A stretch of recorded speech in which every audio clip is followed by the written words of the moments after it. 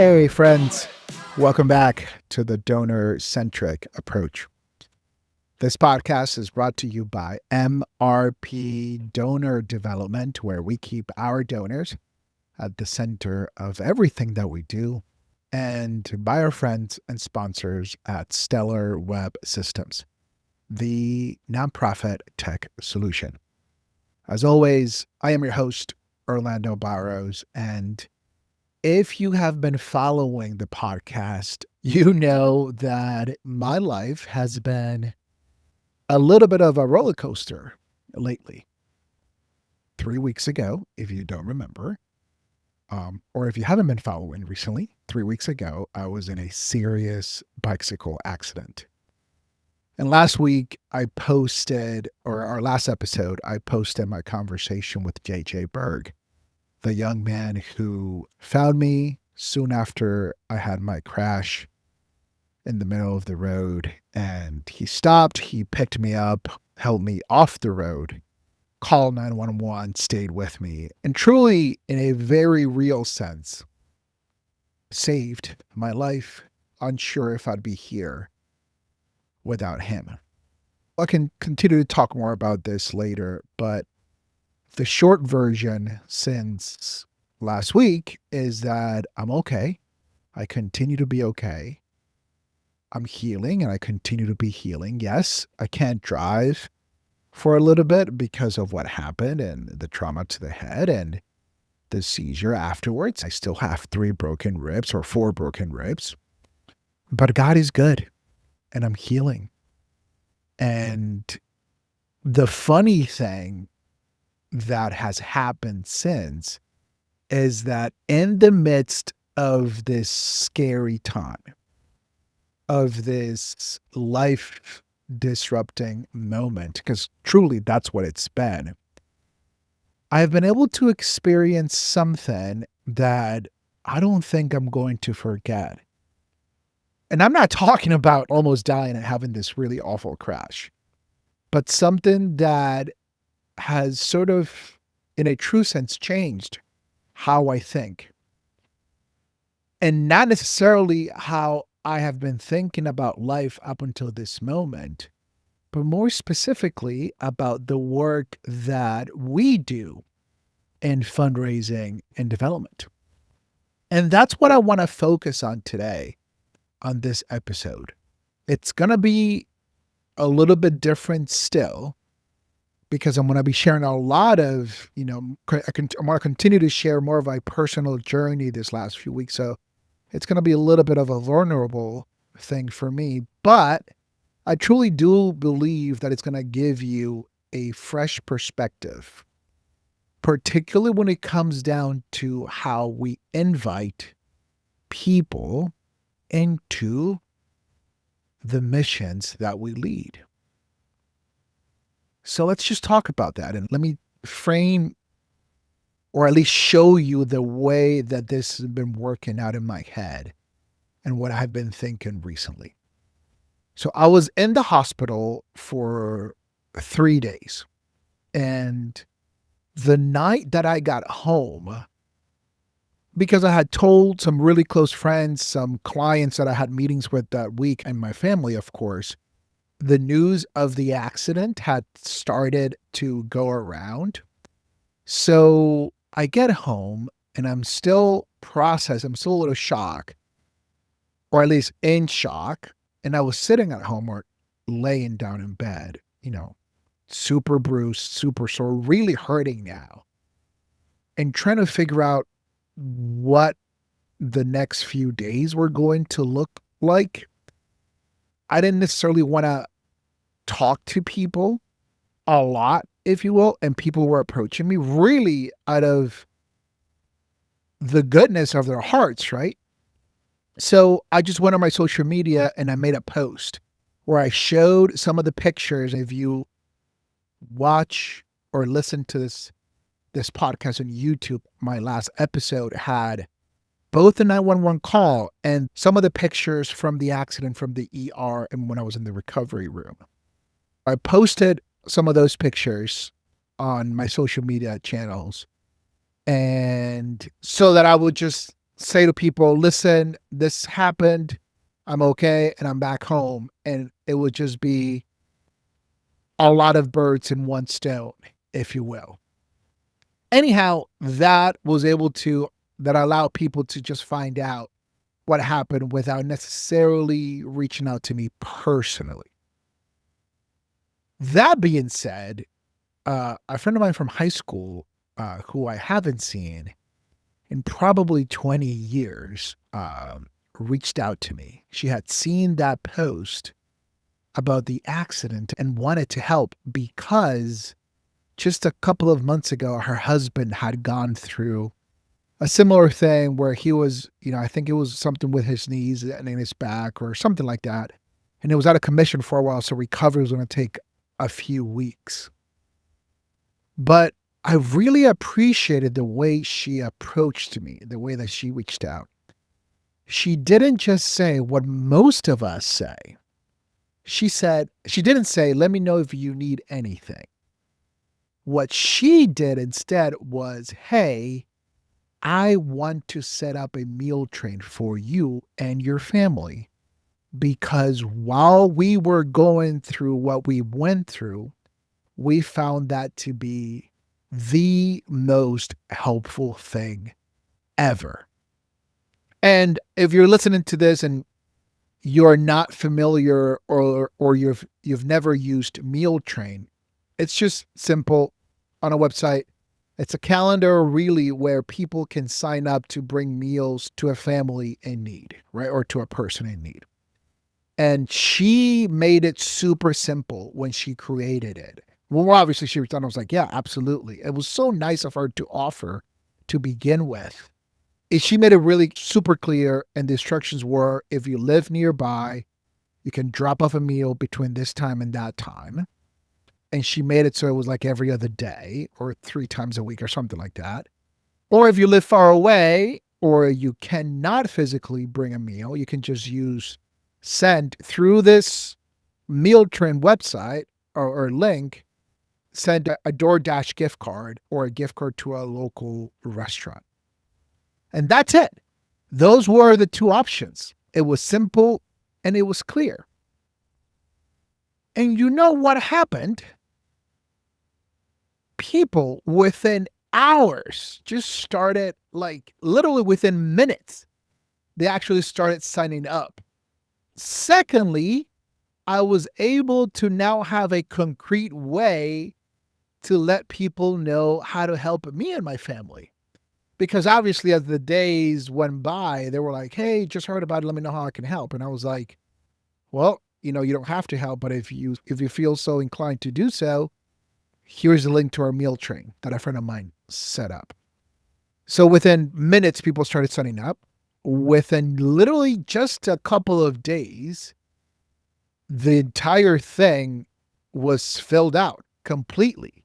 And just like a meal started arriving right away. And when all the slots were filled out, people just started sending gift cards upon gift cards. And for these last few weeks, it's just been so good. I've been in such awe of people's generous support. My wife and I and our daughters haven't had to think about what we were going to cook. And that's just been so life-giving because we have truly been able to focus almost entirely, really entirely on my recovery. And to be honest with you, I don't think that I would be where I am at today had it not been for that. And just, my wife has been able to be present for me and for the kids, and our daughters have been able to be helpful. You would think that it's just food, but we have been able to witness that this has really been the way that people have shown their care for us, their love for me and my family. It has been the entire community of people who know us saying, hey, we've got you. We've got your back and we want to help. And I was talking to my wife about this when we started seeing people's responses. I just kept thinking, wow, this is so awesome. And she knows what I do. My wife has never worked in development or in fundraising, but she said to me something that would just make things click, and really why I'm talking about this today. She said, this is exactly how good fundraising works. And I was like, whoa, yes, that's so true. Because people, our donors, our prospects, guess what? They want to give. That's what they want to do. They want to help. And more often than not, we don't let them because they're waiting. They're just simply waiting for someone like us to make it clear, to make it simple, and to make it specific so they can just go and help and give. So I've been thinking about this, right? So think with me. Think about the difference. When someone says, let me know if you need anything, which so many people said that to me. And that was so kind. But at the same time, it was vague because I didn't have an easy and clear and simple way for them to help. Right? So, in a sense, the burden was on me, the person in need going through this huge physical thing, to figure out what to ask for. But then when I said, actually, here's how you can help, my gosh, because all the friction was removed and things were clear for people who know me and my family, it just made a huge difference because it made their generous support happen. It made it real. It made their generosity easy. And that's why I'm so grateful for my friend, Kathleen, if you're listening to this. Anyhow, I'm going to send this to you. But if you're listening to this, thank you. Thank you so much. That's what you did for me, right? And in a sense, that's what we as nonprofit and ministry leaders need to do for our donors. What we normally say is, or oftentimes what we want to say is, please support our mission, support our work. And I think more so now than ever before, that what we need to say is something along the lines of, would you consider joining as a monthly donor at $50 a month? Or your gift of $500 will provide one full scholarship for a young person to attend our training this year. Or we still need 3 families to sponsor a child this year. Would you be one of those 3? Again, it doesn't take that much to make things clear. Because when things are clear, they're concrete. They tell our donors, our prospects, exactly how it is that they can help. And it just makes things so much easier. And again, it makes generosity happen. And what became even clearer in my head is that providing a clear and specific invitation actually comes from a mindset of abundance. And what I mean by that is that when you have a mindset of abundance, you actually believe the truth that people want to give, that people want to support what we do. We just need to show them how. Isn't that crazy? And the opposite of that, and I've talked to some of the people that I've worked with about this at length. The opposite of that is a mindset of scarcity. And scarcity says, I just don't want to be a burden of people. Hello, that's something that I have to deal with all the time. Or I just don't want to bother people. A lot of my clients say that. Or I'll just throw out a general call and hope that people respond.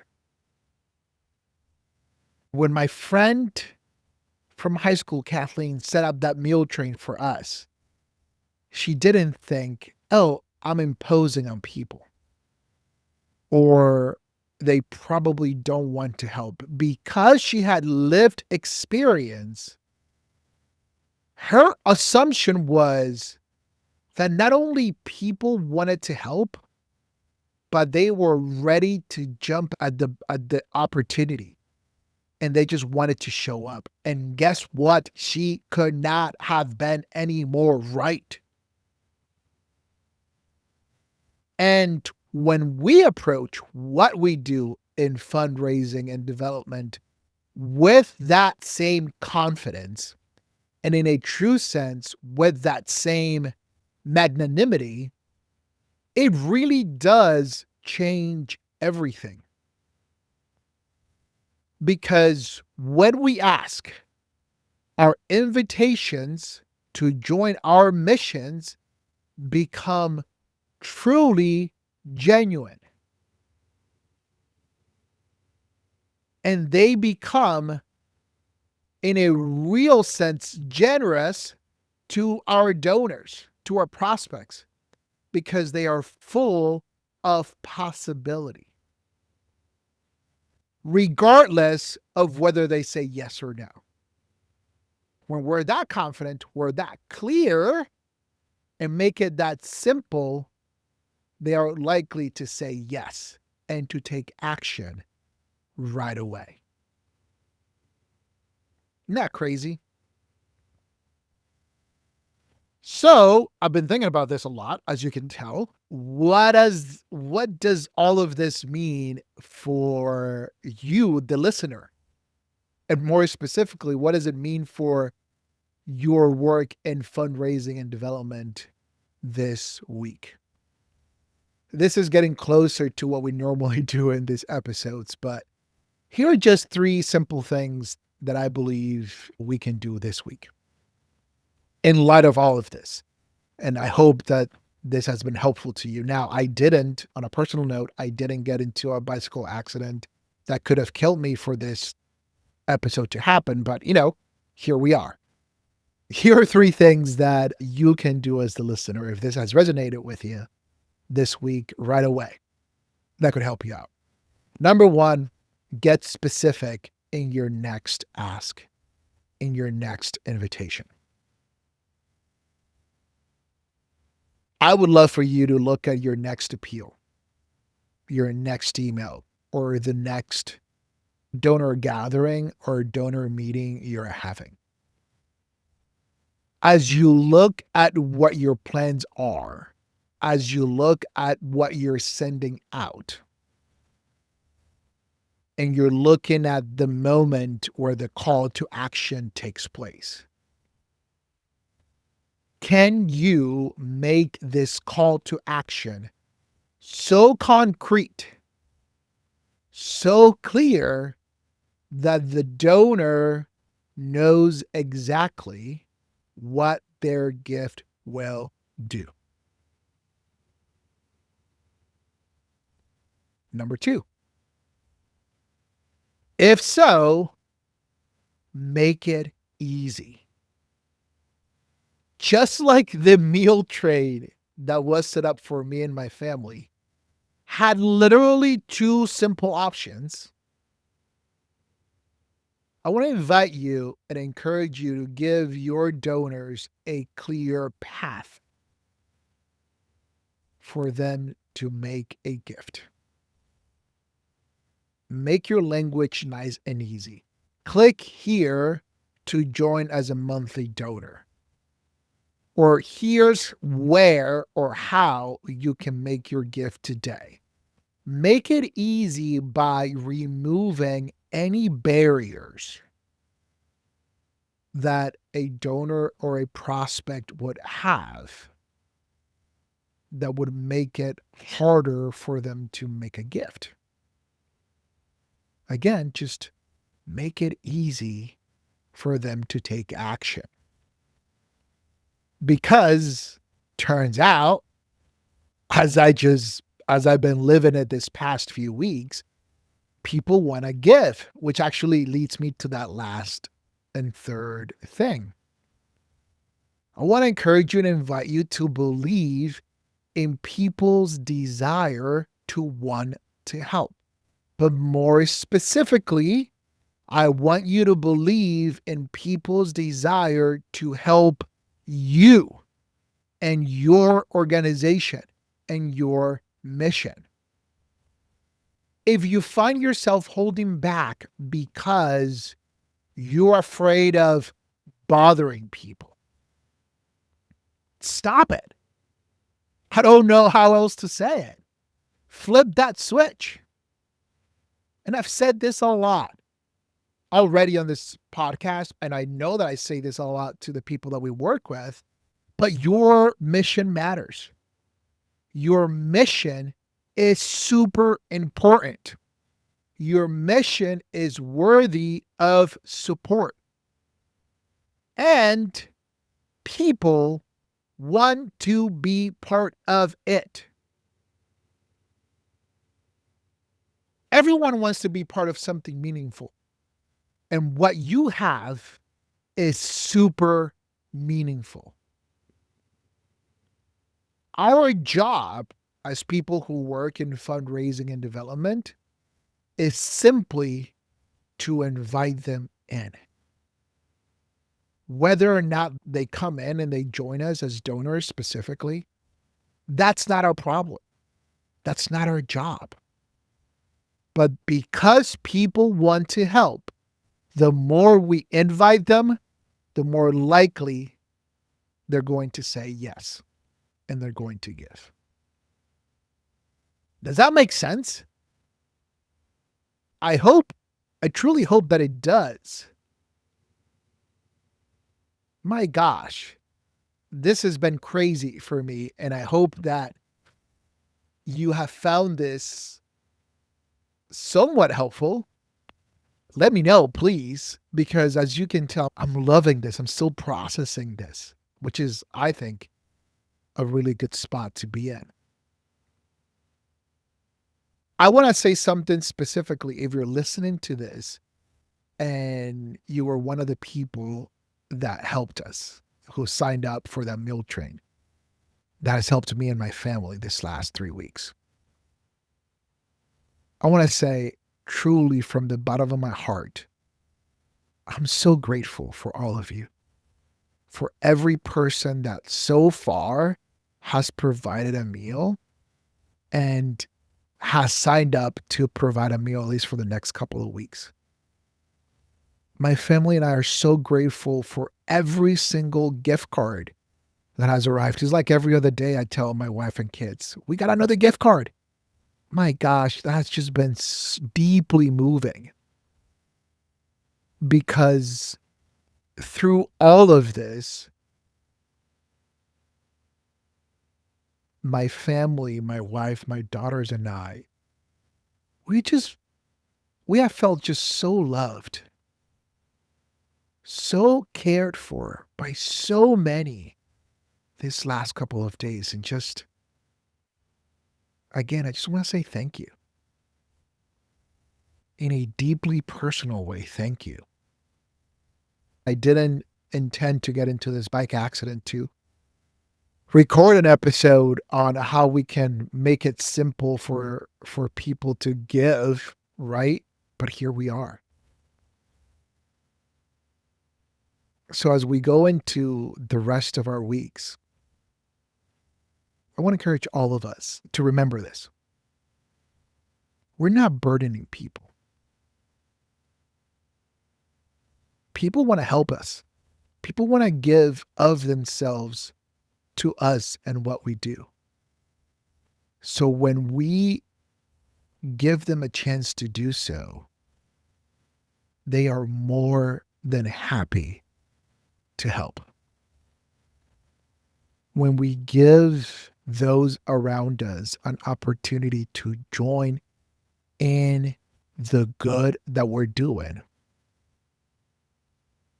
it truly is beautiful to watch them say yes.